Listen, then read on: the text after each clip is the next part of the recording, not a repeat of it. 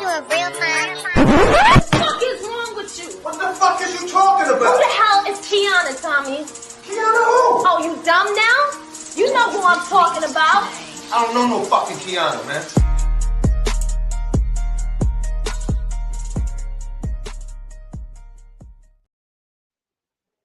Hi, everybody. Thank y'all for tuning in to another episode of Talk is Cheap with Kianna J.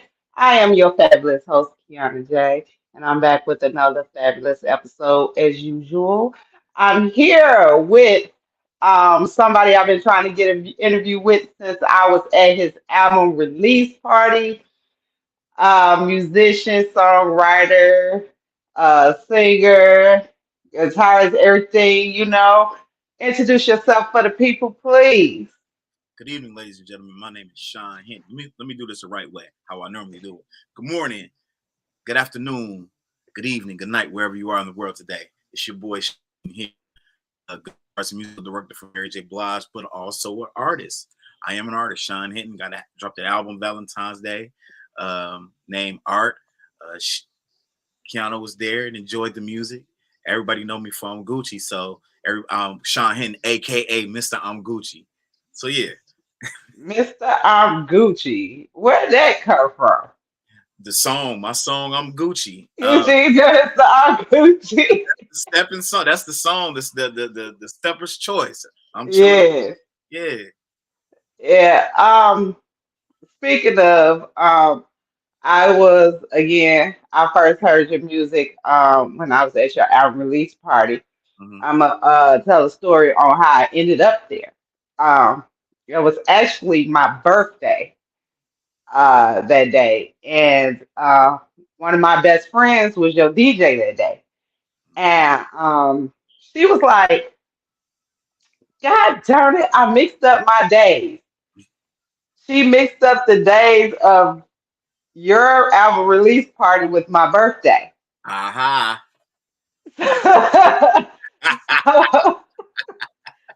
So, as friends, what we did was we try to support her in everything she does, and then we didn't want her to miss like me on my birthday. Come on, So one of the true. activities was Yeah. come to the album release party. So I was like, okay, we can support her at the album release party, and then afterwards, we go out or whatever. But she wasn't able to make that because the album release party was so good I know, right? that y'all had ran over, and it was really nice. Yeah. I enjoyed it. You know, I love doing stuff like that. Podcasts, album release parties. It always end up going over time, but you lose track of time when you having a good time. You know what I'm saying? Yeah, and that's what happened. She missed the dinner. I did have to leave to make the dinner because I had other guests, Okay. but she did miss the dinner. What I want to, are you from Milwaukee? Have you lived in Milwaukee all your life? All my life, yeah. Yep. I was born So, in Illinois, okay. relocated to Milwaukee. Like I attended all of my schooling came from Milwaukee, from preschool to high school. You went to a school of arts, correct? Sure did, most definitely. So that's why all the talent came from. How did you get into music? My family, my grandfather, God rest his dead, who was a guitarist. It was a pastor and a bishop. My mom, a pianist. My real father, a guitarist. A host, and when I say a host of uncles who play the guitar. So just the music, it just didn't fall far from the tree at all. At all. Y'all, What I do is embedded in my DNA. so you grew up in the music, listening to all the oldies playing in the background. That y'all had like little house parties and stuff like that. And my mom and my aunts, they would throw kickback parties, but even better than that, I do you one better. Every Saturday, my mom would get up in the morning, but before we would go to choir rehearsal, uh, the Goodwill, Kmart, and Century, my mom would clean up around the house, and she had all of the records. So I remember my mom having the little 45 with Shaka Khan's record Through the Fire. My mom would have the hairbrush and be singing around the house.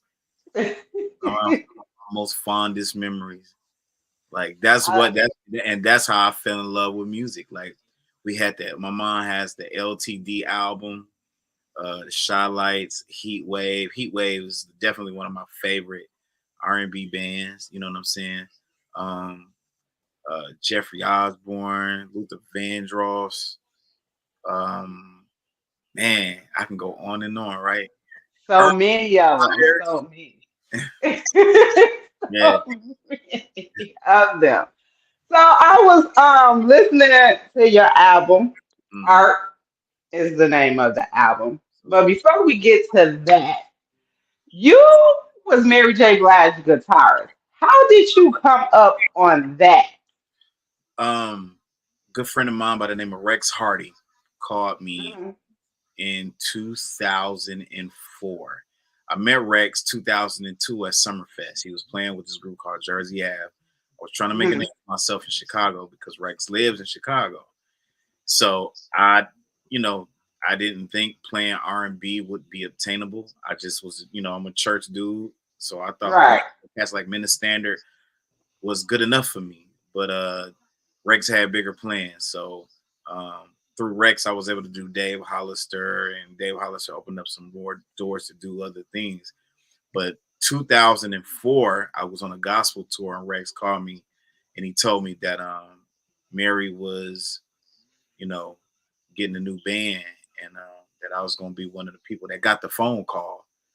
And Wow. lo and behold, I got the phone call, and as soon as I fit like and luckily the gospel tour was just finishing. So instead of going home, I had to fly from Nashville to New York. And when I got to New York, um, auditioned, got the gig, and been with her since 2004. Wow. Yeah, I know you were so excited when you got that job. Like, absolutely. I mean, like it's very rare that people are able to not only chase and follow their dreams, but to achieve them. You know what I'm saying? So mhm. to achieve the dream, to achieve my dream, um, um, I was absolutely floored. You know what I'm saying? Like I was absolutely like almost in disbelief. Like I can't believe it. I'm playing for like I'm, you know, a guy from the Midwest. Milwaukee gets such a bad rap. You know what I'm saying? Like ain't nothing here. Well, obviously there's something here because they saw enough in me to Hmm. book it from Milwaukee to tour with her. So yeah. I was thinking, I was like, that's a blessing, especially coming from Milwaukee and actually going into something like that. Who else did you play for? Um, Let me see. Dave Hollister, Uh-huh. Glenn Lewis, Hmm. Kelly Price, Angie Stone, 112, Patti LaBelle, Jill Scott, John Legend, Lil Wayne, Jay Z. Yeah, dog. Yeah, that's it. You got a roster on you. And oh, Michelle Williams from Destiny's Child. I played for Michelle. Avant. I'm sorry. Let's see. I did like Avant. I'm trying to. Yeah, now I think we good. Vaughn is one of my favorites. Yeah, I I played with love me some. Selena Johnson. I played with Selena. Really? Yep, sure did. Oh wow! Like you got a list on you. Your career is back, don't it? And I'm 44. I don't even look like I'm 44, right? Like so Right. I was on tour or playing with these artists. Kelly Price calls me Babyface every time she see me. Hey, Babyface, because I got a baby. Because you look way younger than what you are. Yeah. Yeah, yeah. Oh my goodness. So what made you want to get into actually doing your own album after playing for, everyone that you played for? That's a good question, Kiana. If you're doing it right, Mhm. when you get the opportunity and privilege to work with these different artists, you're you're getting schooling, if you will. You know what I'm saying? Like Mhm. this is it's an education, and granted, it's a paid education because you get paid to do what you do, but it's an education nonetheless. So if you're smart enough, you're soaking up as much information as you possibly can, be Mhm. it from the artist, him or herself, to their management, to the stage hands, to every nook and cranny that handles the business, record execs, A&Rs. I use my time wisely with every artist that I've ever worked with. I got to know everybody, and I picked their brain, and it ignited a fire inside of me to want to do my own thing because I can't play for Mary J. Blige for the rest of my life. You know what I'm Right. saying? Like Mhm. I have to I have to be able to spread my wings and venture off and do my own thing. And I should want to. You don't want to just spend your life just playing for, just, working for somebody. I've helped build dreams. So it's now time to embrace my dream. You know what I'm saying? So I'll Mhm. never turn my back on those artists, you know what I'm saying? Because I feel like they can coexist together. You know what I'm saying? So um but that's it. I learned and it inspired me to want to pursue my own thing. And it all began in 2013. I came home from being out of town with Jill. We're finishing up a European tour, and Jill Scott. yep, and every I had to throw that in there. right, because I know I call them by their first name. You call them by their first name, but we gonna let the people know who you're talking about. So I finished the tour with Jill Scott and came home, and we were done. Like nothing else was going on. And when I'm not touring with Jill Scott, when I wasn't touring with Jill Scott, I was playing at my church, and I was dealing with a whole lot. I was battling depression, and I was ready, literally ready to throw in the towel and just get a 9 to 5. I was ready to do that. I was ready to embrace that. And Jill talked me off the ledge. She did. And from there I started working on my own stuff. Like I I've always been a composer, right? Not a producer, because I consider myself to be a producer now because I know what producing means. I was a composer. So I always kept a laptop with me. I always kept a keyboard MIDI controller and an interface and a pair of headphones. I was always working on music. But it was at this time that I said, okay, let me get with some writers and do my own album. First album I did, 2013, was The Love Story. Enlisted the help of my brother Chad C. Nut Roper, Mario Brown, Carlita Johnson, uh, Ike Jenkins, um, geez Louise, Scotty Knox, Alicia Miller, um, oh my God, the poet. I can't think his name to save my life right now. Oh my God. But I had a poet on there, Mhm. and that was it. Like that was my introduction into the game. So The 2013, first I album. did that. That was my first major album, and then I did a little EP, if you will. It was never put on major platforms, but I did an instrumental EP of me just using the gift and ability that God gave me, and did that and put that out. And after that, the second major release came by way of me and my band, Shotgun. We did an album 2016 entitled Long Live Shotgun. I did that. And then after the Long Live Shotgun album, I was like, I got bit by the bug. Like, I'm ready to write. I want to write. It just was feeling good. And that's when I wrote the song I'm Gucci. I Mhm. got I'm Gucci from my brother and friend Alex Julian, the bass player Ace. He always said, I'm Gucci fam. And I said, bro, I'm gonna write something to that. Right. Right. And I wrote something to it. So that was my first major single. So we 2 albums in one single.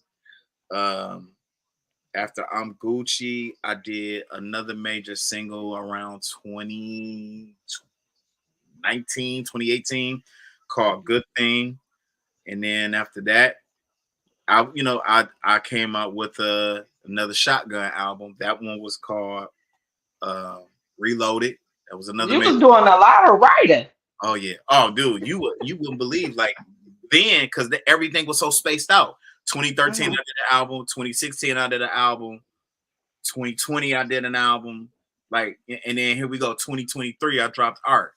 You know You dropped art, but you didn't only just drop art though. right? Last Tuesday I dropped the EP. Meanwhile, the name of the EP is called Meanwhile. Yep. Hmm. Yeah. So Yeah. yeah, I just see like you got it's kind of like a lot of artists, especially Tupac, that have a lot to say, a lot to write about. You have so much to write about that you put out two projects in 1 year. You know what's crazy? What was you thinking about at that time? Like to put out two projects in 1 year. Like what made you want to do that? I was talking to a good friend of mine. His name is Daniel Harris. Daniel sent me a link to a music video that he had done. And Mm, backtrack. So the poet that was on the Love Story album, his name mhm. was Daniel Vaughn. Dan Vaughn. I remember Dan Vaughn. Okay. Got that because I had to get it. You had to So, get it. here's my thought process. Talking to Daniel, I saw the video. We started chopping it up intensely about about music, about dropping music and what we've learned from music moguls like Master P. Master P said every 30 days, drop something. Every 30 days. You want to hear something crazy, Kianna? I dropped that EP on June 6th. Guess what? July 6th, I'm dropping a single. I have, Really? listen, I have enough music to drop every 30 days, whether it's an EP or whether it's a single. So right now, you won't get another full album or EP from me probably until like January, February. But I got some singles. I got enough. I'm dropping a single July 6th. August 6th, I'm dropping another single. September 6th, I'm dropping a single. October 6th, I'm dropping a single. November, December. Like, listen, I'm writing I issued a challenge to myself is to You write. gonna drop all these singles? Sorry, you gonna drop all these singles instead of just making it into an album? You just gonna drop single after single after You know single? what? Think about this. Nobody listens to albums anymore. So when I drop an album, I drop an album for me. You know what I'm saying? Like, Right. thankfully, by the grace of God, right? I have like let's talk about the art album for a minute. I got some Uh-huh. people on there that everybody love. You may not love all Hmm. songs, but out of them 22 songs, you love a song on that album. You know what I'm Yeah. saying? Good. And the beautiful thing is this gives me nothing but time because we live in a day and age now where everything is not just from a sonic standpoint, but also from a visual standpoint. So now Right. I got enough material to shoot music videos. So which then let me not say again, which then makes people who just now learning about Sean Hinton, Hmm. you see the music video, like, whoa, I slept on this album. I love being slept on, folks. If I had to be just completely honest with you, I love being discovered. I love being rediscovered. Like, I am quite the underdog. Like, truth be told, you know what I'm saying? Like, and this goes back even to when me and my brothers, Shotgun, we used to play a spot called Lucille's Piano Bar downtown. It were a few other venues that we would play, and sometimes we be playing to our significant others or just like people passing by and they hearing good music. Only time we've ever played to full audiences if we've done summer festivals or we were opening up for a major act. You know what I'm saying? Or an act in general. But it taught me something. There's so much. It's such a great lesson to learn from being an underdog because that's an opportunity for people to discover who you are, and that's it. Like you heard me just by coming to the CD release party. You had probably And never heard. that's what I was about to say. And I'm be honest, I didn't know who he was until I came to the album release party. And the whole time we just sitting there, me and my friend Teresa, we just sitting there just like, okay, who is this? So we studied looking at the thing like to try to download the album. It wasn't out yet, Yep. you know, but it was like I became a fan then. But also, I became a bigger fan when I see you perform live. And Mr. B's, Uh, right? Yeah. yeah. Yep. Yep. So it was kind of like at the album release party, you were just sitting there introducing your music, you know, playing clips and some of the songs out. And then, but to actually see you perform, it's a whole different vibe when it comes to just listening. Yeah. Because now you could put the voice with the actual album. You can put the guitar strings with the actual album. You can put everything together. Yep. Absolutely. Hmm. So performing live. Okay. Do you love doing that? Especially when you do other people's songs. Like when you came in with that Prince and that guitar player. When I say, I was like, go ahead, boy, go ahead. You know when you do that for the people, man. You know I understand. John Legend taught me this valuable lesson. Never discredit covers. Never discredit covers. Playing with John, John would cover um,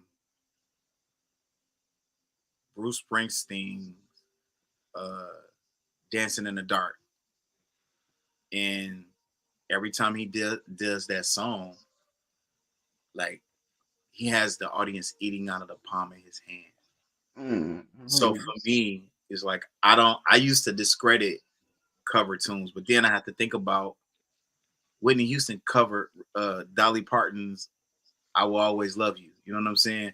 Al Mhm. Green covered a great deal of his music that you hear.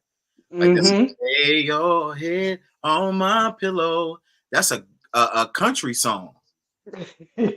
Crazy, right? Yeah, So I right. say all that to say I love performing covers, and I get to put my own spin on it. You know what I'm saying? Mhm. Like people are used to hearing Purple Rain being sung, but see the gifting and ability that I have, I can make my guitar sound like somebody's actual singing.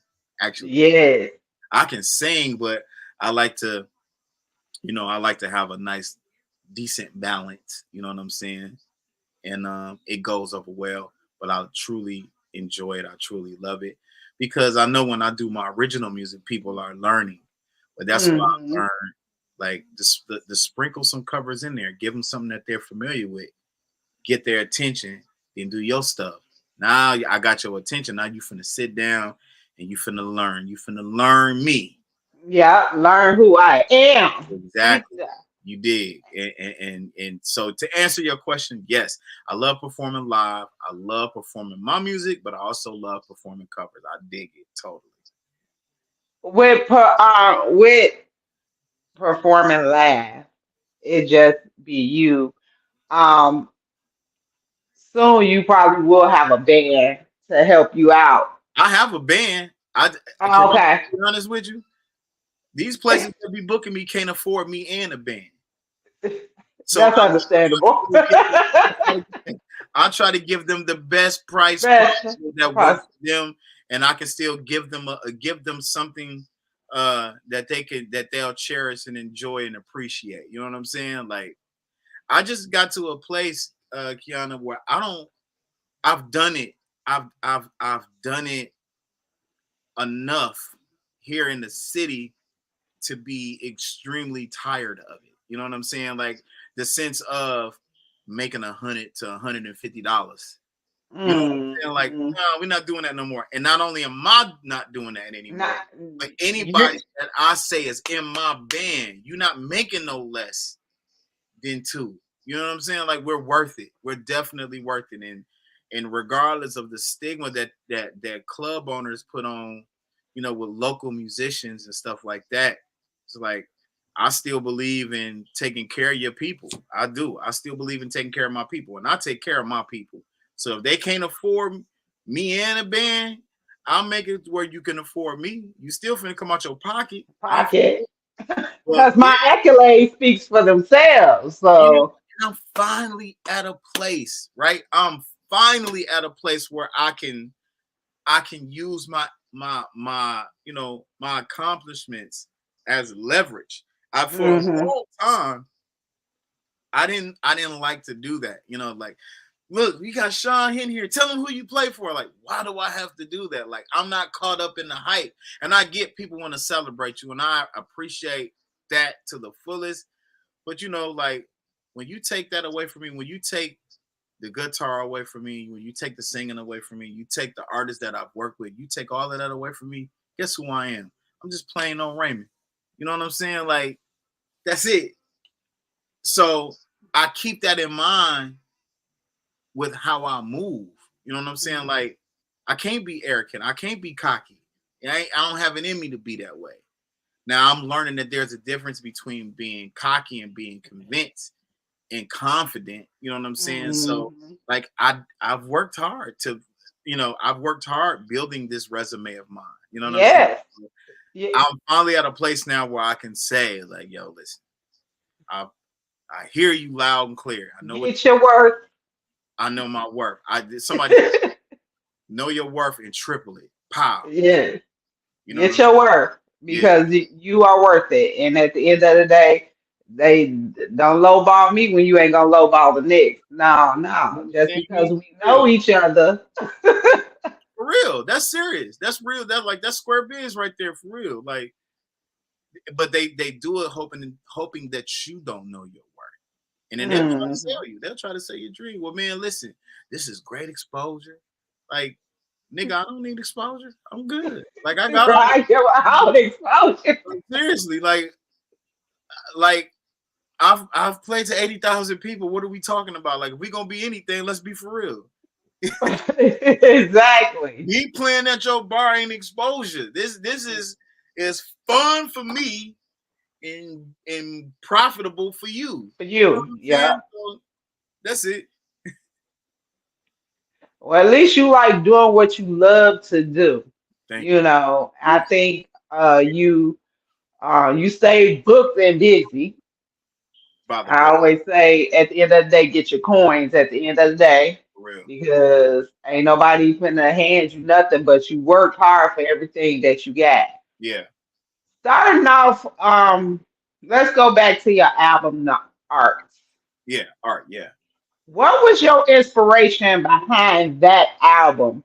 Because you do have something on here for everybody. You have 22 songs on here. Hmm. Okay. The first one was Real Love. I was like, I thought it was gonna sound a little like Mary J, but you know. Yeah, yeah, yeah. Because I of was like, the title, right? right, right. I was like, okay. You know. What was your inspiration behind your album? And what made you go for 22 songs on this particular album? Funny that you asked that, Kiana. I'm gonna be completely transparent with you in regards to the art album. Mhm. A lot of that stuff on that album spans back to 2013. Mm. Records that I've written from 2013 up until 2022. 2022, I think I wrote a grand total of 3 songs. I like to fact check. So let me see. So, all right, let me see. I wrote in 2022, I did 90-35. I Hmm. did Satisfy You. I did All the Smoke. Okay. Think that's it. All the Smoke. So those 3 songs that I wrote in 2022. Everything else, like example, Real Love, I wrote 2015. Oh wow. Love It, I wrote 2014. Love Inferno, I wrote 2017, 2018. Down for You 2015. You know what I'm saying? Like, so stuff that goes back from 2013 up until 2022. So what made me put the album out? I was finishing up. We were on tour with Mary last year. We did the Strength of a no, was it the Good Morning Gorgeous tour? It was Hmm. Mary, it was Queen Naija, and it was Ella May. And the band, Mary's band, myself, my boy Sticks, the drummer, my boy Paul Jones, the bass player, Monty Newell, the keyboard player, Daniel Jones, who served as our musical director, keyboard player. We would be on a bus. My homegirl Ashley Washington, who sings background. We were all on a bus playing music for each other, like because everybody composes, everybody writes, everybody sings, and we're all on a bus playing music for one another. And it was my turn. And the first song that I played them was Real Love. And when they heard it, they was like, dude, why ain't this shit out? Hmm. I kept going. I was like, what else you got? So I kept playing them stuff. And they was like, dude, you playing games, bro. You need to drop this. So I said, okay, cool. When I get home, that's what I'm going to do. I was supposed to drop that album November of 2022. Let me tell you what happened, Kianna. I had an ideal in my head. It was an unrealistic idea, but it was a great ideal. And I'm just like, if I could pull this off, this would take this album to another level. I already knew I wanted the album to be called Art because it was a display of everything that I have learned and loved from the musical standpoint. It's the sum of everything that uh, uh, I've learned and developed and picked up along the way. The finishing touch was enlisting the help of people that's on the album. Friends like Monty Newell, who's on I Love It. Monty and I play with Mary together. Or enlisting the help of Paul Jackson Jr., the great Paul Jackson Jr., who played on the Thriller album, who toured with Whitney Houston, who's his own artist, and by his own right. Guitar player that played on American Idol. The Grammy performance. He was the guitarist for the Jay Leno show, and he's a mentor to me. And I reached out to him, and he obliged me. Then I called my big brother and friend John Jubu Smith, who's the guitarist for Frankie Beverly. If you've ever been to a Maze concert and heard the guitar player go in, that's my big brother. Like I He's love. on the song I like good to me. Yeah, that's just Yeah. Jubu. Jubu and Elijah Yeah. Baker. Elijah Baker, that's Yeah. Raphael Sadiq's cousin from Tommy. Okay. Okay. So I call him Unc. So just enlisting the help of the greats like them and Lawrence Jones, Paul Jones, my boy Marcus Kinsey, Rex Hardy, my cousin Afton, my boy Adi, Jermaine Point Dexter, who played drums for Ella May, Steve Friedman, who played keys, Rodney East, who played for R. Kelly. Anything you hear keyboard wise, early R. Kelly days, that was Rodney East. And that's what made that album so special and so magical for me, because I enlisted the help of that. And I knew it was art because I wanted it to be art, is because I'm an artist. And as a singer, as a writer, as a musician, that's an art form. I attended Milwaukee High School of the Arts. So I wanted it to be art because, we back up these artists for so long, but Hmm. silence ourselves from time to time. You know what I'm saying? So I needed to shine the light. I needed the light to be shined on. Number one, like, look, I got an album out, and look who I got on the album. But Album, yeah, because yep, you make sure you put everybody's name in parentheses as you featured, understand me? Because because that love needs to be shown. It does, and that's what it was for real. that's what I was looking for. Um, art, ART. I put as the topic, art is love.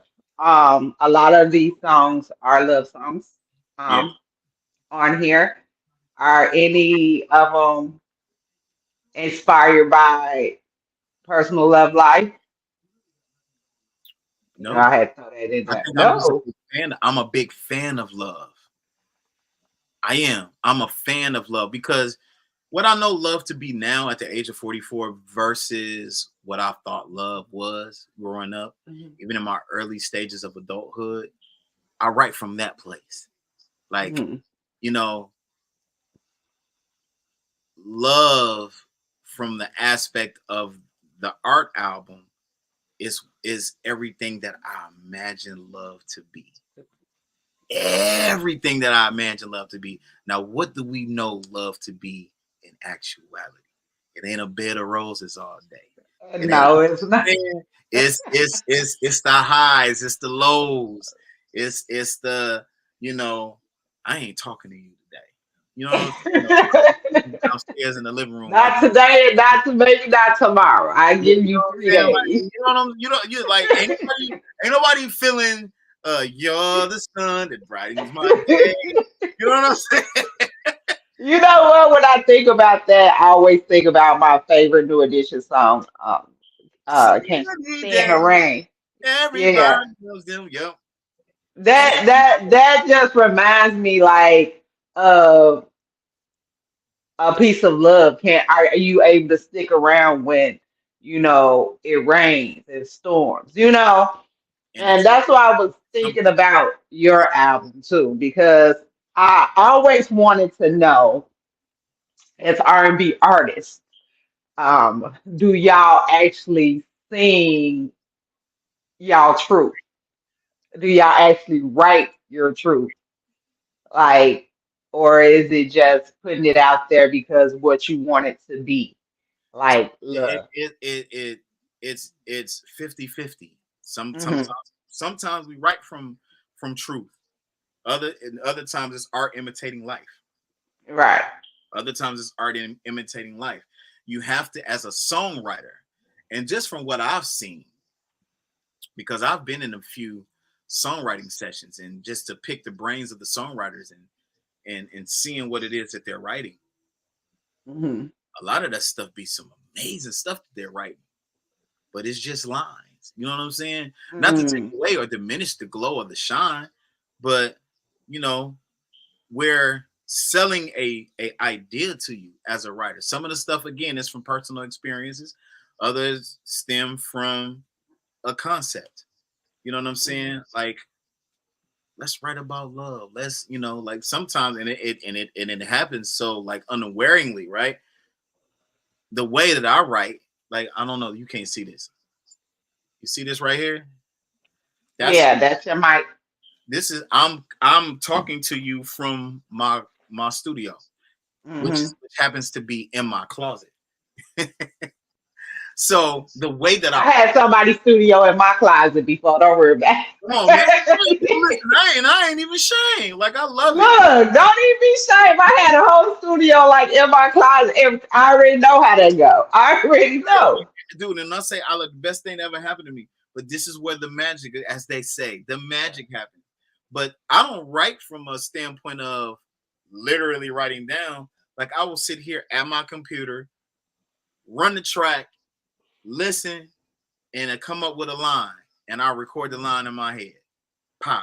Like, example, on the Meanwhile album, I got a song called Can't Let Go. Hmm. And the opening line came from my boy Alex's wife's book. She has a book entitled The Lens I See Through. Hmm. And it talks about, parenting and things that she learned and breaking generational curses and stuff like that. And I told Ace, which is the same dude that told me about I'm Gucci, and I said, bro, I'm gonna write a song. And I told him, I said, I'm gonna write a song using your wife's title. He was like, all right, I want my percentage. I was like, yeah. And the first line on Can't Let Go is the lens I see through shows only me and you. I don't see Mm. nothing else. This is the only truth. And all of it came line by line by line. And you would think if you listen to that song, like, who Sean in love with? Who Sean want a piece of? Who Sean need a piece of? Nobody. I just be writing. That's it. But then there are times like I'm right now. I'm working on the next big album that I'm gonna be dropping in February. I'm 6 songs in already. But this one, Mhm. you know what I'm saying? Like I'm tackling a tough issue, which is heartbreak and breakups and reaction and responding. One thing that I know to be true, right? Mhm. As men, and let me not speak for every man. Now let me just deal with me. You know what I'm saying? Just trauma based. We all deal with trauma and we deal with trauma in our own way. You know what I'm saying? So Differently, yes. I'm learning as a 44-year-old African American male the difference between reacting and responding, which is self-control. You feel me? You know what Mhm. I'm saying? And understanding that I'm not perfect, but I am forgiven. And Mhm. and if I'm mindful and I'm present in every moment, my mistakes, my choices, my decisions will be few far in between. The bad ones, I'll say that. Because Mhm. I'm not perfect and nor am I'm not even trying to be perfect. I'm just trying to be mindful in every Mhm. moment. You know what I'm saying? Like, so that's how it happens. Like it with the writing process. You know what I'm saying? So some of the stuff does come from personal experience. Like on the art album, I got a song called All the Smoke. And Mhm. the line is no capping baby girl. This is a major vibe. Greatest letters in the alphabet, you and I. Do that to me again, baby, one more time.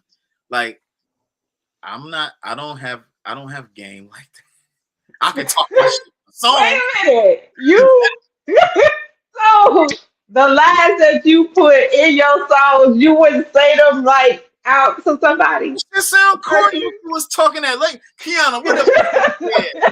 Damn, baby, what happened? This is a vibe. I say that to say this. People communicate, people our age. You're 44, I'm 43. People our age. How did we communicate with our boyfriends and girlfriends back in the day? Oh wow. Music. Music, dude. Ooh, you remember? Whoa, real quick. Music. We sent songs. Songs was on our voicemails. We sent songs. We wrote down the lyrics Nigga, me and my cousin, to songs. we used to, let me tell you what me and my cousin used to do. We used to have two boom boxes, right?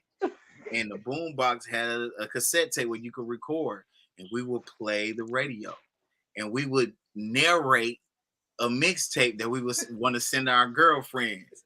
Like Yeah, at the time, Boys and Men, the end of the road. You know, I got a few yo, mixtapes. we be talking. We be talking after the song. I was like, "Yeah, girl, I love you. I just want to spend." I'm in middle school talking about some girl. I love you. I just want to spend my life with you. You know what I'm saying? Exactly. You right. You will do that. Back in the day, we thought it was like, oh, he loved me. He said, Yeah, oh, listen, we listened to them tapes till they read till we messed them up. right. Yeah. Real. And that's what it is, Kiana. That's what it is. So my thought process when I could, because I think back, because that's what love was to me in middle school. You know, And was it's holding. crazy with this generation that they don't understand. Like just a simple song will tell you how I feel about you. Type stuff. That's why I asked, like, you wouldn't say what you write because we used to do it all the time with music back in the day. I We use music to communicate. hear something crazy at that age. I wasn't thinking about writing, but as an adult, you know what I'm saying. I take it into consideration, and I try so hard to not repeat what I when, when I have when I'm conversing. You know what I'm saying? Like in any kind of situation, or like it to me it'll throw me off because it's like, okay, I'm trying way too hard. You know what I'm saying? Like my wife, when I met my wife, I didn't run game. Like I was loud and belligerent. I was like, oh my God, I bet her. Like that's the shit that I was saying. But just listen to what I just said. I will bear her. I have no game, none whatsoever. But how is it that I have no game, but I know how to write? I know how to tap in that sense. And I think it kind of stems down to this. Like we just said, like even our age bracket, right? I don't know Mhm, how people were raised, but I have I definitely have a sensitive streak, a sensitive bone in my body. mhm, I'm sensitive, and and and I'm a hopeless romantic, and I love, you know what I'm saying? Like, so when I write, it's the idea of what love is for me versus what Mm. it actually is. And you know, I now here's a song that was true. That kind of rings true. The song "Book of Our Love." Mm. Like Blonde says, our love is a timeless classic, so rich with history, a treasured memory that'll be celebrated for ages. They will read about us through the pages of the book. Like Mm. in my mind, because even then, making the choice to see the good in love, but also knowing that Mhm. there are challenges that you're gonna be faced with, and you can do it. You know what I'm saying? So when people look, because you don't live your life for yourself, you live your life for the next person, so they can learn from your mistakes, so they can learn from what from trial and error, your trial and error. You live in your life. That's what I learned. You live your life for for someone else, so they don't make mistakes. For the person you in a relationship with, right? No, just people in general. Like who would have thought? Oh. Who would have thought that the art album? Somebody hit me maybe like a few months ago and told me like, Sean, the art album is amazing. I'm getting married and my wife is coming down the aisle to Book of Our Love. Mm. He said because this song best describes me and her. See, that goes back to what I was saying. Music, people communicate. I'd be glad somebody sent me a song because it's telling me how they feel. If Yeah, I could, I send people songs all the time. yeah, Bad ones, good ones, soft ones. Instead of me just telling you how I feel, I see you. So if I feel some type of way, if I'm mad, I'm gonna see you something that's angry.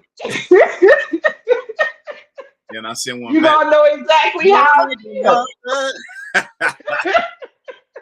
You know, that's what music. I love listening to music. I love listening to music, especially 90s, 2000 music. And this is what your album and your EP remind me of. Thank you. That music that actually you can know the words to, and actually people can feel something from it. Your songs can be sick. You know what I'm saying? They To can't. tell somebody Yeah, how they feel, and that's why I like the album. That's why when I first heard it, it was just like, okay, it's grown yeah, and sexy, right? It's grown. it's grown and sexy, and it's crazy because you know me, you used to be a bartender in a bar that had the local music. It was always rap, rap, rap. So when you get that grown and sexy music, sometimes you just relax in the tub, turn on that music, have you some wine, and just chill out. You know what I'm saying? Give you a vibe. You have that vibe music. Absolutely, Yeah. absolutely. I appreciate what you putting out there. Just keep putting out there what you putting out there. Like you said, you got so many songs. 22, 22 on this one. Because again, it was the total sum of just years in the making. Like God said, it's time. He let me release it. And everybody like, dude, you could have spaced this stuff out. I'm like, yeah, but that ain't. I didn't want to do that. And that was the other thing. Like, while I'm dropping music every 30 days, it took me so long to do it before because I was really trying to live my life based off of if I was signed to a label and how many albums I should have out, how much time should I give people. Nah, I'm not giving Mhm. nobody no. You get no time from me. Like you go when you get through with the art album, like, woo, wait a minute, he got something else out? Let me listen Yeah, to this. Oh my God. yeah. You know what I'm That's saying? when you sit there. Meanwhile, I had to look at it again first because I'm like, no, this can't be because he just did an album. You know what I'm saying? Mhm. So it was just like when you posted it again, I was like, and you sent it to me, and I clicked on. I said, "This man putting out a whole nother Listen, set of music." I'm not giving you no time to catch your breath. By the time you have caught your breath, we will be, if the Lord say the same, we will be entering 2024. By the time you finally like one. By the time you've grown accustomed to the 1-2 gut punch I'm hitting you with every 30 days, by the time you've grown accustomed to it, we're gonna be in 2024, and I'm still I'ma still have my foot on your neck even in the winter. I know by the end of 2024, 2025, somebody might be sitting at the Grammys because simple fact is you keep putting them out like that and they like this, yeah. No I'll be game. like, look, I'm saying like I told the girl yesterday on her interview. I'm getting y'all before Let me tell you y'all something. forget who I am. Give me right now. You gonna give me after I win the Grammy. You gonna give me if I lose a Grammy. You go yeah. I'll never forget. My grandfather always taught me never forget where you came from. I don't forget. I don't forget the people that showed me love because you didn't have to reach out to me that do this. I'm grateful. Like in this moment right now, I'm happy for real. It's crazy, Sean, because I was so nervous. Okay, so I'm gonna tell you how scared I was to reach out to you, right? So Really? look, yeah, I'm gonna tell you. So at the time I was in Milwaukee visiting for my birthday. I was there like 2 months and stuff like that. So once I see you, I tried to pull my friend card, like, okay, true stop now. You know him, so won't put in the word for me? So she was like, okay, I got you. But then she was like, I'd rather you do it. You reach out to her. I was like, you don't know me. Like, so when we was at one of her gigs and we was like, we got to go to Mr. B's because we got to go see Sean perform because I actually wanted to see you perform before I left. And so we made it to Mr. B's and we see you perform. So when I see you, I was like, okay. Maybe if he see me face to face instead of me inboxing him, he'll have a better chance of saying yes. Nobody say no to this smile. So, I said, let me pull it. So I called you. I was like, hey, yeah, friend, like, come here. And And what you did I came do? over. You came over and then we introduced ourselves and stuff like that. And then we took a picture. And I asked you, and you was like, sure, just let me know. And I was like, okay. It wasn't as bad as you thought it was. It wasn't. I ain't nobody important. I ain't nobody special. G. I'm chill. I'm so chill and laid back and relaxed. It was crazy because I was like, I don't know. Like you be thinking like you not that special when you are. Is me. I'm like, I got this small podcast. I'm not a Milwaukeean. You know what I'm saying? So my following probably not as big as a Milwaukeean. To come to find out, it is because I do have following everywhere else. But it's just like that's what I was thinking. Like me not, being there, you kind of your own critic when it comes to that. So it was just like, I don't know, because he might say no, So I was like, but I was gonna take the no and be like, try to send True Star in there again. And I appreciate you saying yes. So absolutely, man, because I get to tap into your audience and they get to discover me. You know what I'm saying? So yeah, and it's crazy because they do that, but ain't everybody ain't common sense ain't common for everybody. For real. I'm so saying and you're right about that. You sure right about that. But I appreciate you saying yeah, and you even waited the 2 months till I got banned on social media to do the interview. So I appreciate that. Let us know what else you got going on this year alone. all right. The So uh meanwhile drop June 6th. Happy about that. Um I am booked. Where am I? June 24th, I'll be at the Clinton Rose Center in Milwaukee. We'll be playing an outdoor community event. July 6th, I'll be doing the Idle Ice boat cruise. It's like a 2-hour cruise, and it's just me doing all my R&B music. It's so crazy. I just thought about it. I'm like, I'm doing, I'm covering a few songs, but a majority of my show is all my music and just everything yeah, Been from like 2013 up until now, so it's super dope. I have enough material for a 2-hour show. So July So 6th, the cruise are you performing the cruise only one day or is how one many day. days? It's one day. Okay, okay. One day. July 6th, that's a Thursday. Hmm. July 15th, I'm in Chicago. I'm doing this thing called the Kiefer Fest. July 8th, I'm playing in Glendale Park. I'm looking forward to that. August 5th, I'm doing the Black Arts Festival. I'm doing the Stepping Stage. And then I'm closing out the Black Arts Festival with the band that I play in, Gorilla Nation, that I grew up playing in. So this is like another reunion show. September, the first Friday in September, I want to say September 7th, I'm filming a live concert at the Lower Lounge on Buffalo, which is downtown Buffalo Street. So I'm really focused on that September 7th thing because we're filming this as well as it being audio recorded as well. So I might have to stay in town for that one though, because I'll be there the end of August. okay, But so I might stick around for like a week or two. come You know on. what I'm saying? To come see that.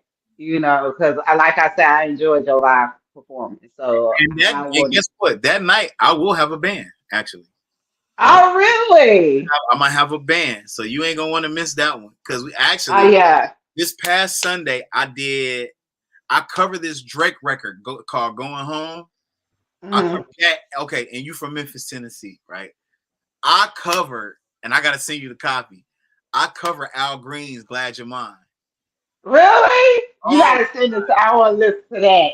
that thing! When I said that thing is funky, oh my god, it's hella funky.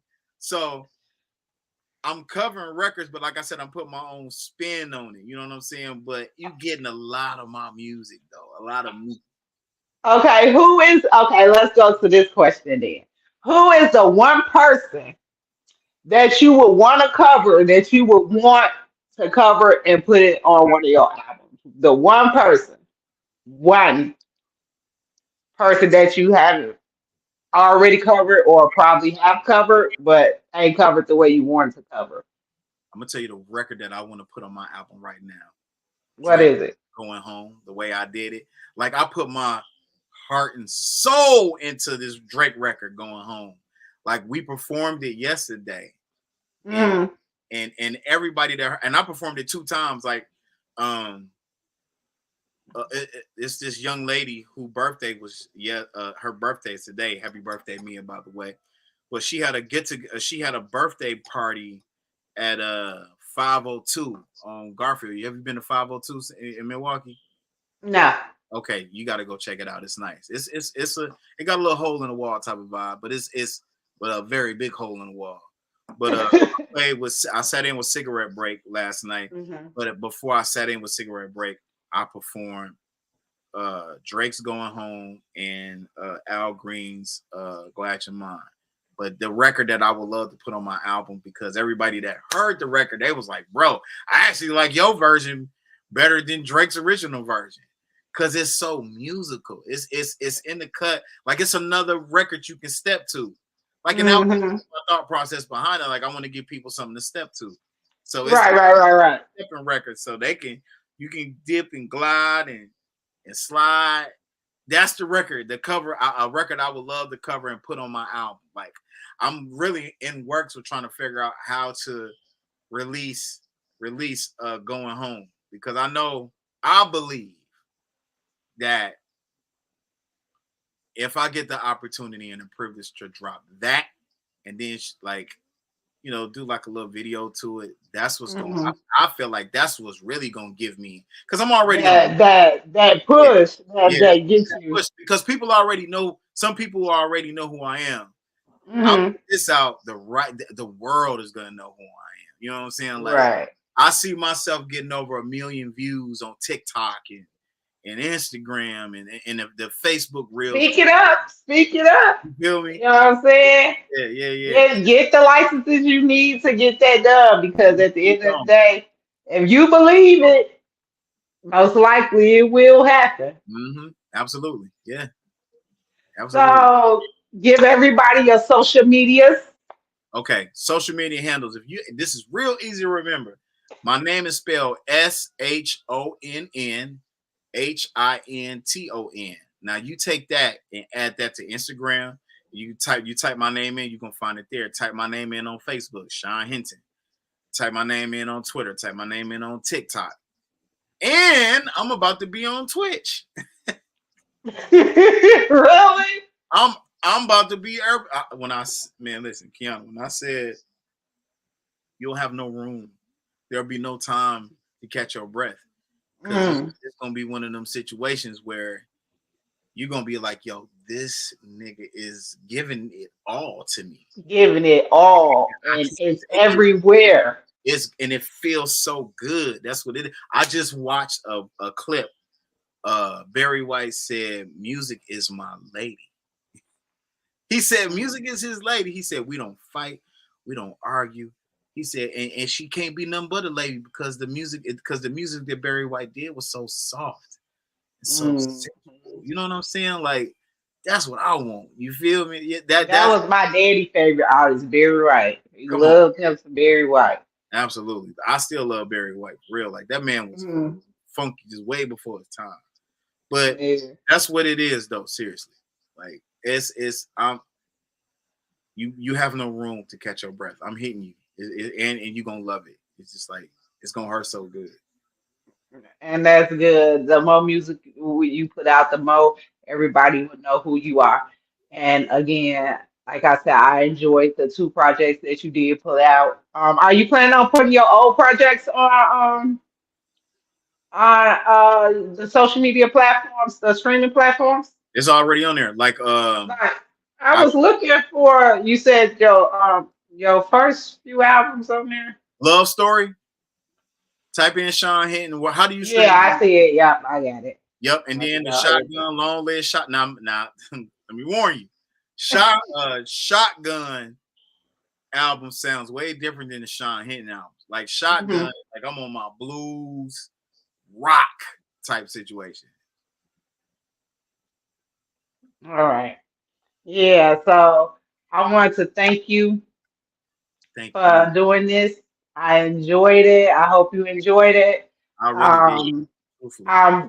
Like I said, I'll be back in Milwaukee at the end of August, so I hope to see you perform live again before I do leave. But I am going to try to catch that. I think I'm going to stay and catch that September 7th.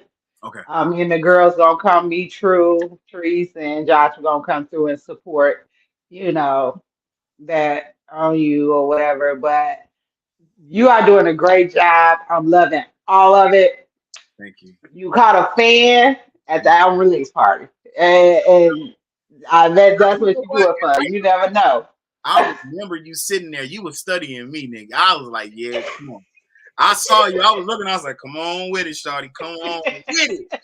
Come on with it. I didn't know you was from Memphis until I met you at. I'm not from Memphis, actually. I'm from Chicago. I'm living in Memphis because I went to school in Mississippi. Some of my high school years there. My father had passed away almost 2 years ago, so I wanted to be closer to his grave. So me, instead of doing the real country life in Mississippi, I needed some city life too. So Memphis was. You from the west side or south side? South side Chicago. Say daddy. Daddy.